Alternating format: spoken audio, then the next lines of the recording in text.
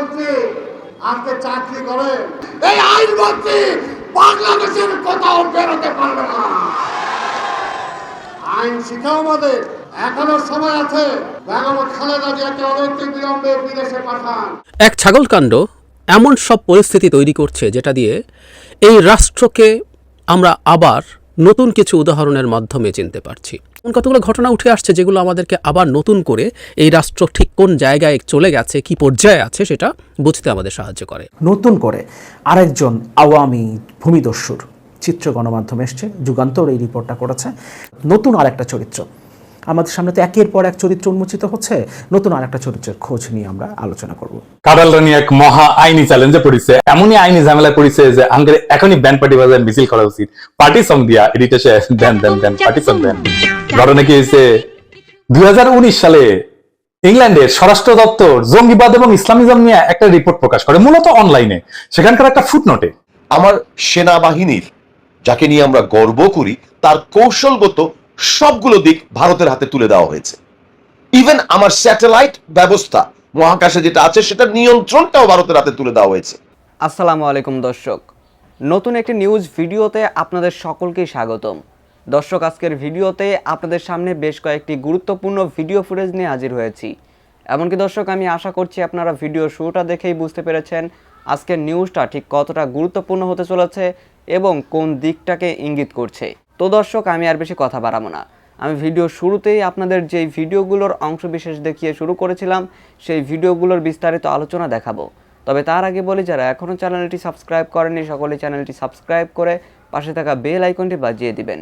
আর যারা ইতিমধ্যেই সাবস্ক্রাইব করে রেখেছেন তাদের সকলকে অসংখ্য ধন্যবাদ। তো চলুন একটি লাইক দিয়ে আমরা ধারাবাহিকভাবে সবগুলো ভিডিও দেখে আসি।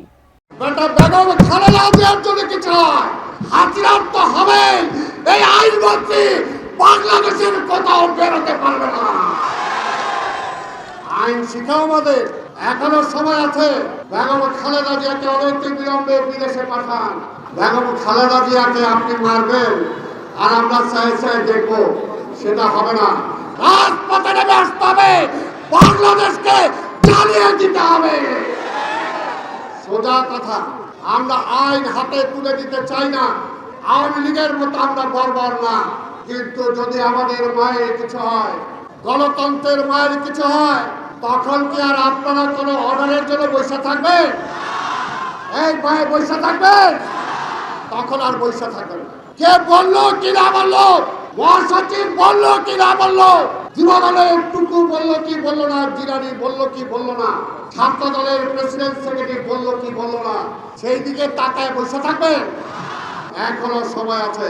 যারা আইনের শাসন চান, পুলিশের আইজি সাহেব, কমিশনার সাহেব, সচিব যারা আছেন, তাদেরকে বলতে চাই, আওয়ামী লীগের ভাষায় কথা বলবেন না। আপনার প্রজাতন্ত্রের কর্মচারী, আজকে যদি আপনাদের কারণে বেগম খালেদা জিয়ার কোনো ক্ষতি হয়, তাহলে হাসিনা তো ধরা খাইছে, আপনারও ধরা ছোঁয়ার বাইরে যাবেন না। পরিষ্কার কথা। মামলা ছাড়া গ্রেপ্তার করছেন কি কারণে? আইনের শাসনের কথা বলেন আর বিএনপির ধমক দেন। আইন ভাঙলে খবর আছে। আপনি তো আইন ভাঙতেছেন, আপনি সংবিধান ভাঙতেছেন। আমার যে মৌলিক অধিকার আইনের প্রতি, সে আইন আজকে আমার জন্য প্রোটেকশন দিচ্ছে না। ওই যে আইনমন্ত্রী আজকে চাকরি করে, বলেন বেগম খালেদা জিয়াকে আবার জেলে যাইতে হবে। আমার সেনাবাহিনীর, যাকে নিয়ে আমরা গর্ব করি, তার কৌশলগত সবগুলো দিক ভারতের হাতে তুলে দেওয়া হয়েছে। ইভেন আমার স্যাটেলাইট ব্যবস্থা মহাকাশে যেটা আছে সেটা নিয়ন্ত্রণটাও ভারতের হাতে তুলে দেওয়া হয়েছে। আজকে আমার স্বাধীনতা সার্বভৌমত্বকে বিপন্ন করেছে ভারতের মদত পুষ্ট, তার আশীর্বাদ পুষ্ট যে সেবাদাস কৃতদাস এই আওয়ামী সরকার। তিস্তার পানি বন্টনের ব্যাপারে ভারতের পত্রপত্রিকায় যদি আপনারা দেখেন, ডেকান হেরাল্ড উচ্ছ্বসিতভাবে লিখেছে, তিস্তার পানি সংরক্ষণ ও ব্যবস্থাপনায় কোনই মেরে ভারত চীনকে হটিয়ে দিল। তিস্তার পানি কিন্তু তারা আনার ব্যাপারে কোনো চুক্তি করতে পারেনি, কিন্তু প্রকারান্তরে যেটা করে এসছেন, পানি সংরক্ষণ ও ব্যবস্থাপনায় ভারত যে সমীক্ষা চালাবে সেই চুক্তিটি করে এসছেন। চীনের কাছ থেকে আমার $100 কোটি অর্থায়নের প্রস্তাব ছিল এই সমীক্ষা এবং এই সংরক্ষণ এবং ব্যবস্থাপনা, সেটি পর্যন্ত তিনি অগ্রাহ্য করে তাকে যারা ক্ষমতায় আসীন করেছেন সেই সরকার ভারতের মদসপুষ্ট আজকে পুতুল রানী শেখ হাসিনা বাংলাদেশকে ভারতের কাছে বিক্রি করে দিয়ে এসছেন। রক্তে কেনা স্বাধীনতা আজ ভুলণ্ঠিত। সুতরাং আমি দেশবাসীর কাছে উদাত্ত আহ্বান করব, আমরা এই সরকারের কাছে, এই অবৈধ সরকারের কাছে কোনো দাবি জানাই না। দাবি রাজপথে আদায় করে নিতে হবে। আসুন আমরা ঐক্যবদ্ধভাবে এই চুক্তিগুলোর বিরুদ্ধে রাজপথে নামি, আমার বাংলাদেশের স্বাধীনতা সার্বভৌমত্ব অক্ষুণ্ণ রাখি, চুক্তিগুলো বাতিল করতে তাদেরকে বাধ্য। নতুন করে আরেকজন আওয়ামী ভূমিদস্যুর চিত্র গণমাধ্যমে এসছে, যুগান্তর এই রিপোর্টটা করেছে। সেখান থেকে আমরা আওয়ামী লীগের এই ভূমিদস্যু সম্পর্কে আজকে জানার চেষ্টা করব। পাশাপাশি কানিজ লাকি অর্থাৎ মতিউরের প্রথম স্ত্রী, তার যে দম্ভক্তি সেটাও হয়তো ইতিমধ্যে আমরা জেনে গেছি, তারপরেও আমি খুব সংক্ষেপে তার মন্তব্যটা পড়ব এবং তারপর মূল আলোচনায় যাব, অর্থাৎ নতুন আরেকটা চরিত্র। আমাদের সামনে তো একের পর এক চরিত্র উন্মোচিত হচ্ছে, নতুন আরেকটা চরিত্রের খোঁজ নিয়ে আমরা আলোচনা করব। একটা কথা বলে রাখি খুব সংক্ষেপে, যে ঘটনাগুলো ঘটছে আমরা অনেকেই বলি, আমার ভিডিওগুলোতে কমেন্টে অনেকে বলেন সরকারই আসলে এগুলো সামনে নিয়ে আসছে, কিন্তু তারপর একের পর এক এই যে ঘটনাগুলো ঘটছে, বিশেষ করে মার্কিন যুক্তরাষ্ট্র যখন সাবেক সেনাপ্রধানের বিরুদ্ধে নিষেধাজ্ঞাটা দিল এবং তারও আগে ডোনাল্ডোর সফর, এবং তারপর থেকে একের পর এক যে গণমাধ্যমে রিপোর্টগুলো উঠে আসছে, এবং আমরা দেখছি গতকাল যে রিপোর্টটা নিয়ে আমি কথা বলেছি সেটাও বলা হচ্ছে 3 মাস ধরে তারা এই অনুসন্ধানী প্রতিবেদনটা করেছে।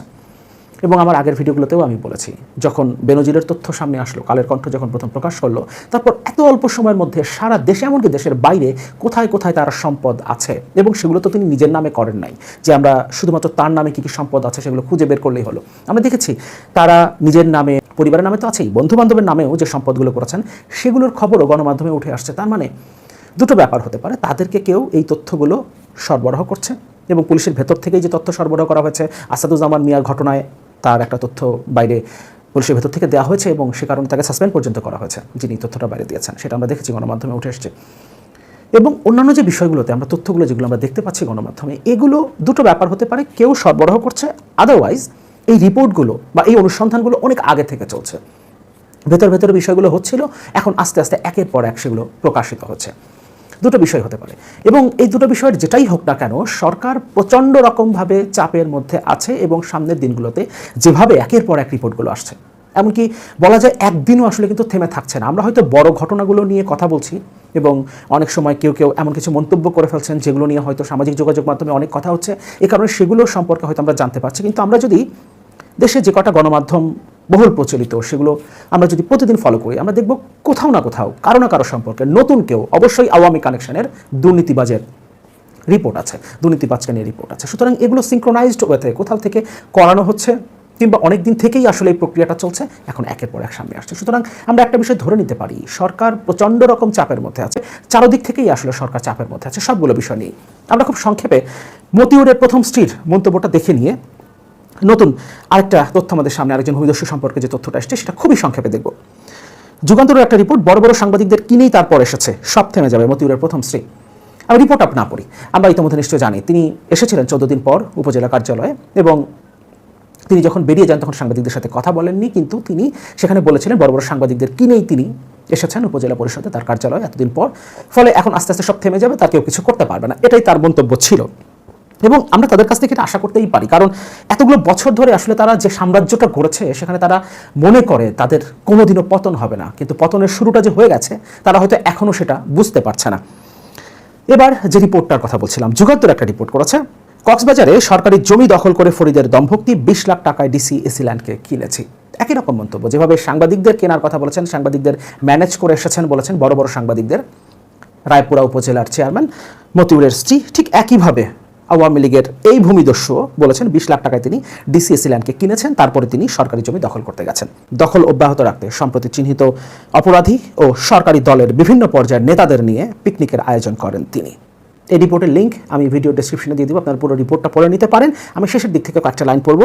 স্থানীয়রা জানান, গত 8 জুন দখলকৃত সরকারি জমিতে সরকারি দলের নেতা ও চিহ্নিত অপরাধীদের নিয়ে পিকনিক করেন ফরিদ। সেখানে আনন্দ উল্লাস করেন তারা, মূলত তাদের অবস্থান জানান দিতে এমনটি করেছেন ফরিদ ও তার সহযোগীরা।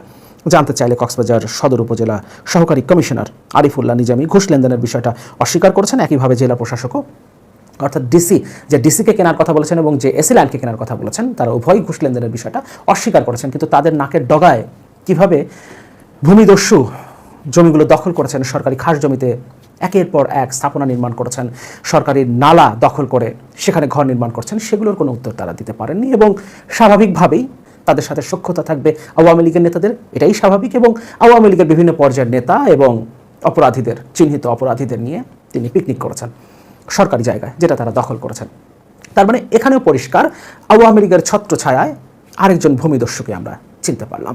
তার মানে যেখানেই আপনি দেখবেন জমি দখল, যেখানেই আপনি দেখবেন কোনো অপরাধ, যেখানেই আপনি দেখবেন দুর্নীতি, যেখানেই আপনি আনারদের দেখতে পাবেন, কিংবা তাকে খুনের অপরাধে যাকে এখন আদালতের মাধ্যমে জেল হাজতে পাঠানো হয়েছে, রিমান্ডে নেওয়া হয়েছিল 8 দিনের জন্য, 3 দিন পরেই তাকে আবার জেল হাজতে পাঠানো হয়েছে, মিন্টু, আপনি যাকেই দেখবেন এই অপরাধীরা প্রত্যেকেই আওয়ামী লীগের সাথে সংশ্লিষ্ট।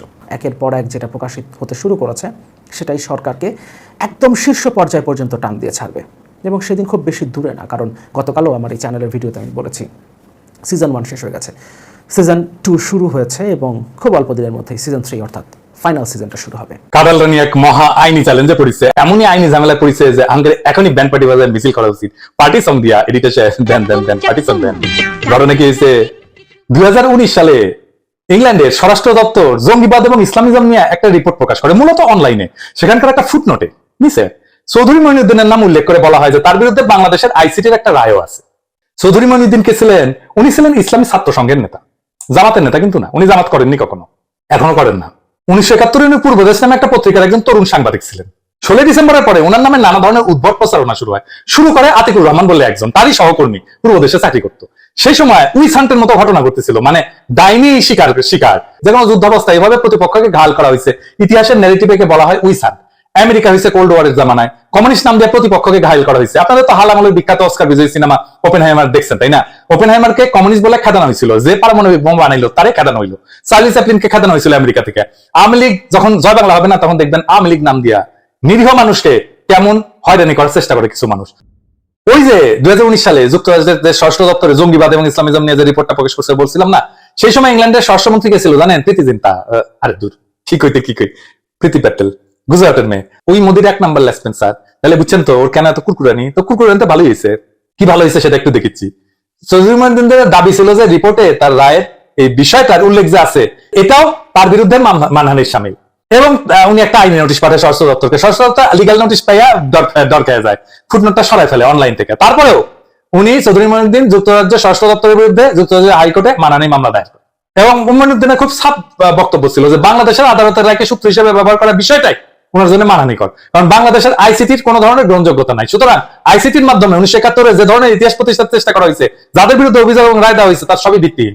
এর ফলে যুক্তরাজ্যের একজন সম্মানিত নাগরিক হিসেবে মঈনুদ্দিনের মানবাধিকার এবং সম্মান পূর্ণ হয়েছে। অভিযোগগুলো ভালো করে চিন্তা করে দেখেন। আবার বিপরীত পক্ষ মানে স্বরাষ্ট্র দপ্তরের আইনজীবীরা এরা বলে যে অন্য একটা দেশের আদালতে ইতিমধ্যে চূড়ান্তভাবে নিষ্পত্তিকৃত একটা বিষয় পুনরায় উত্থাপন করে মঈনুদ্দিন যেটা করার চেষ্টা করছেন তা হচ্ছে মূলত যুক্তরাজ্যের আইন ব্যবস্থার অপব্যবহার করতেছেন উনি। সুতরাং মঈনুদ্দিনের মামলাটা খারিজ করে দেওয়া হোক, এটাই হইতেছে মামলার বিষয়টা, মানে যেটা খারিজ করা হবে নাকি হবে না। তার মানে পরোক্ষভাবে এই মামলার অন্যতম বিচার্য বিষয় হয়ে দাঁড়িয়েছে যুক্তরাজ্যের আদালতে আইসিটি আর বাংলাদেশের বিচার ব্যবস্থার গ্রহণযোগ্যতা যাচাই। ঠিক কিনা বলেন?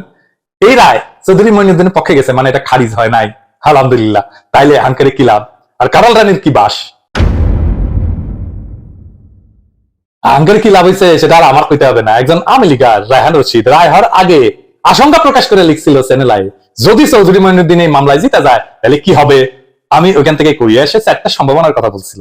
1 নম্বর হচ্ছে, যদি চৌধুরী মঈনুদ্দিনের পক্ষে রায়টা যায় তাহলে সেই রায়টা দেশে বিদেশে আইসিটির পুরো প্রক্রিয়া এবং প্রত্যেকটা বিচারের রায়কে চূড়ান্তভাবে প্রশ্নবিদ্ধ করবে এবং যুক্তরাষ্ট্রের আদালতের রায় শক্তিশালী হাতিয়ার হয়ে উঠবে হাসিনা বিরোধীদের হাতে। এইটা নাকি 4টা সম্ভাবনার মধ্যে সবচেয়ে কম ক্ষতিকর, বাকিগুলো নাকি আরো বেশি ক্ষতিকর এবং সুদূর প্রসারী। 2 নম্বর কইছে, এই যে আইসিটির সমালোচনা, এটা পশ্চিমের গুরুত্বপূর্ণ আদালতের বদৌলতে এক ধরনের আইনি বৈধতার সিল পেয়ে যাবে। এই বিষয়টাকে তখন আইসিটির বিচারের দণ্ডপ্রাপ্ত সব আসামি ব্যবহার করতে পারবে এই জাতীয় কৌশলগত মানহানি মামলায়। তো উনি কইতেছে বর্তমানে যুক্তরাজ্যের আইন ব্যবস্থা এবং আদালত এমনিতেই এই জাতীয় মানহানি মামলার ক্ষেত্রে আকর্ষণীয় ফোরাম হয়ে উঠছে। সারা বিশ্বের অন্য সব ব্যবস্থার তুলনায় এই সুযোগটা ঢালাও ভাবে নেওয়ার সুযোগ তৈরি হবে তখন, মানে কইতেছে যুদ্ধাপরাধী পক্ষের দিক থেকে। এইভাবে 1971 প্রতিষ্ঠিত ইতিহাস একটু একটু কইরা বিকৃত হইতে থাকবে পরবর্তী প্রজন্মের কাছে। তৃতীয়ত ওই করছে, যদি চৌধুরী মঈনুদ্দিন উতরে যাইতে পারে তাহলে 71 সংগঠিত যা যা অপরাধ হইছে তা নিয়ে বর্তমান এবং ভবিষ্যতের সমস্ত ধরনের গবেষণার লেখালেখির কাজ উদ্যোগগুলো একটা বড় ধরনের প্রতিবন্ধকতার সম্মুখীন হবে। লেখক এবং গবেষকদের ওরে বাবা গবেষক রে, তাদের কাজগুলো করতে হবে। প্রত্যেক পদে পদে মানহানি মামলার খড়গ মাথায় নিয়া আমরা রাজনীতি করছি, অ্যাক্টিভিজম করছি, প্রত্যেক পদে পদে ডিজিটাল সিকিউরিটি অ্যাক্টের খড়গ মাথায় নিয়া না। আইন বিষয়ে কইতেছে আইন বিষয়ে যাদের বিন্দু মাত্র ধারণা আছে তারা জানবেন কাউকে হয়রানি করতে বা আর্থিকভাবে সর্বশান্ত করতে মানহানি মামলার কোনো জুরি নাই। তার মানে আমাদের নামে ডিজিটাল সিকিউরিটি অ্যাক্টের মাধ্যমে মামলা দিত, এখন মামলা খাবে নিজম মজুমদারেরা ইউরোপে বসে। চতুর্থত ওই কইতেছে যে বাংলাদেশে গণহত্যার বৈশ্বিক সার্বজনীন স্বীকৃতি অর্জনের যে প্রজন্মব্যাপী আন্দোলন মাত্র শুরু হয়েছে তার পুরোটা একটা অনিশ্চিত ভবিষ্যতের সম্মুখীন হবে। এবার বুঝেছেন তো, কাপাকাপি শুরু হয়ে গেছে, কিন্তু এই নিয়ে আলাপ দেখেছেন কোনো দেখেন না। এমনকি জামাত এই নিয়ে কোনো কথা কইতেছে না, কিন্তু যার ব্যথা পাওয়ার কথা সে ঠিকই ঠিক করতে পারছে। এইটা মুক্তিযুদ্ধ চেতনা ইন্ডাস্ট্রির বিরুদ্ধে আমাদের একটা বড় ধরনের বিজয়। হাসিনাকে পরাস্ত করার জন্য দুইটা জিনিসকে পরাস্ত করতে হবে।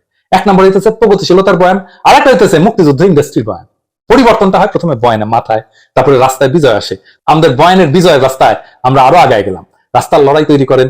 হাসিনা তার ক্ষমতার সময়ে এর চাইতে দুর্বল অবস্থায় কখনো পড়ে নাই। এটাই আন্দোলন শুরু করার উপযুক্ত সময়। দর্শক, আমি আশা করছি আপনারা সকলেই অত্যন্ত মনোযোগ সহকারে সবগুলো ভিডিও দেখেছেন। এমনকি দর্শক, যদি এই ভিডিওগুলো সম্পর্কে আপনাদের কোনো মতামত থেকে থাকে তাহলে তো অবশ্যই জানাবেন।